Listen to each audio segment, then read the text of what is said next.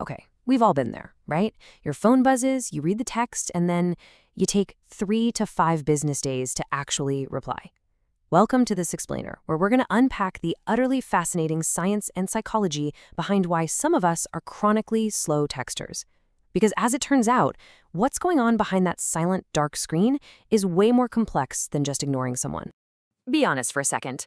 Have you ever looked down, seen a message pop up, fully intended to type something back, and then you just didn't? Maybe you stared at a text from a relative for literally 3 days. Or maybe you've been on the other side, waiting in agonizing suspense for a close friend to finally text you back.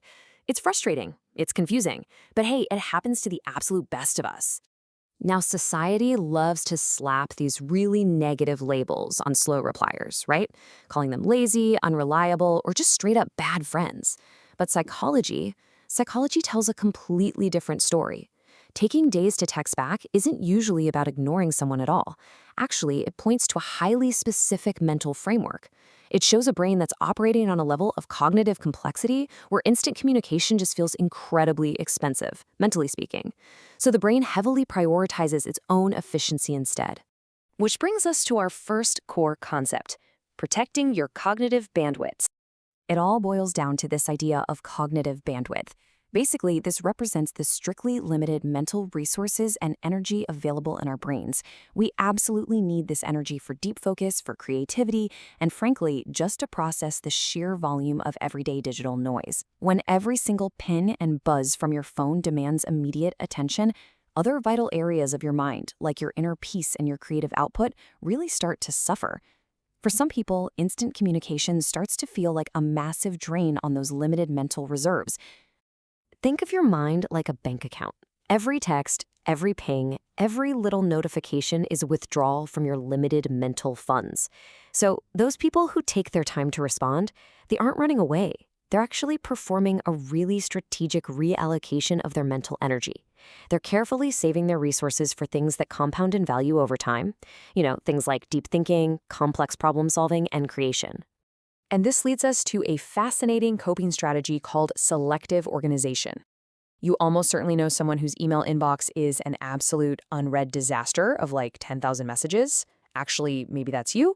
Yet, they are incredibly reliable when it comes to their real work or their deep passions. They just don't organize everything in their life equally. To a brain that craves deep meaning, a surface-level text like, "Hey, how are you?" feels like exhausting small talk. It just drains their battery instantly. They aren't trying to be rude when they ignore it. They are just prioritizing mental efficiency over the fleeting, hollow satisfaction of an instant reply. Next up, let's explore trauma and survival independence. It turns out delayed texting can actually be rooted way back in our childhoods. Look at how this pipeline works. It often starts with childhood parentification, where a kid is basically forced to grow up way too fast. That child learns they have to suppress their own needs just to stay calm and solve problems for everyone else around them. Fast forward, and that cascades into adult survival independence. If you had to manage everyone else's emotions early on in life, you likely developed a deeply ingrained habit of handling everything entirely alone as an adult. You essentially just stop expecting consistent support. To dig into that a bit more, parentification happens when a child is expected to manage the emotional needs of the adults around them, long before they are developmentally ready to do so. If you live through this, you know exactly how heavy the toll is to care for people when you don't have your own emotional protection in place. As an adult, this creates a state of what we call guarded empathy. You care deeply about people, for sure, but you keep a pretty thick wall up because your body remembers the severe emotional cost of being overly accessible. So, keeping that history in mind, taking days to reply isn't malicious at all. It's actually a lingering survival mechanism. A delayed text becomes a very real, very effective way to maintain your psychological safety. It acts as a buffer. It protects your own emotional boundaries from being completely overwhelmed by the constant, unyielding demands of the outside world. All right, moving to our next section, rejecting digital conditioning. Psychologists actually view our modern phone habits through the lens of variable reward reinforcement. Social platforms and messaging apps, they function exactly like slot machines in a Vegas casino. No joke. They literally condition your mind to crave the unpredictable dopamine hit of a new notification. People who take days to reply are often subconsciously rejecting this whole system. They're actively, if quietly, deprogramming themselves from that digital slot machine effect. And this sets up a massive divide in how we value ourselves and our time. On one side, you have the endless pursuit of external validation, chasing that quick reply just to get a tiny hit of dopamine. But on the flip side, you have what psychologists call an internal locus of evaluation. Instead of relying on rapid-fire texting to feel connected or worthy, these folks judge their social success by their own internal metrics. They simply don't need a constant, nonstop text thread to know that their relationships are secure. Which brings us to the very real trap of overthinking and mental exhaustion. So what is actually going on inside the brain of a slow replier when they get a message? Well, for someone with high cognitive complexity, a simple text is literally never just simple. It triggers an immediate storm of thought. Their mind instantly examines every possible angle, every potential consequence, and every single way they could respond. To the rest of us, it just looks like indecision, but their brain is working in absolute overdrive to craft the flawless, perfect reply. The catch? They end up confusing the act of thinking about the message with the actual progress of replying to it.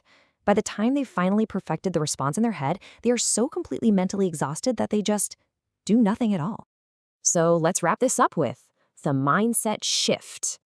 We urgently need to flip the script and rewrite the narrative around texting. Look, if you take days to text back, society loves to say you are bad at friendship. But the reality? Your brain simply operates in deeper, more complex ways. Society calls you unreliable, when in truth, you just value authentic connection way more than superficial rapid-fire interactions.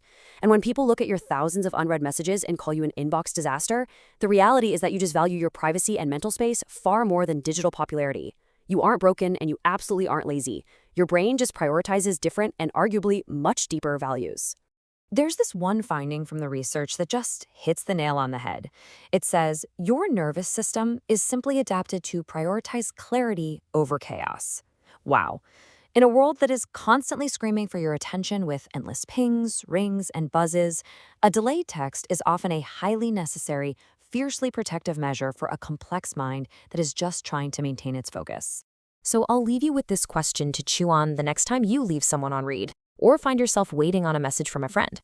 Is that delayed text really a sign of laziness? Or is it actually the ultimate defense of your mental peace? Because sometimes the absolute best response is simply the one that protects your peace of mind. Thanks for joining me on this explainer, and I'll catch you next time.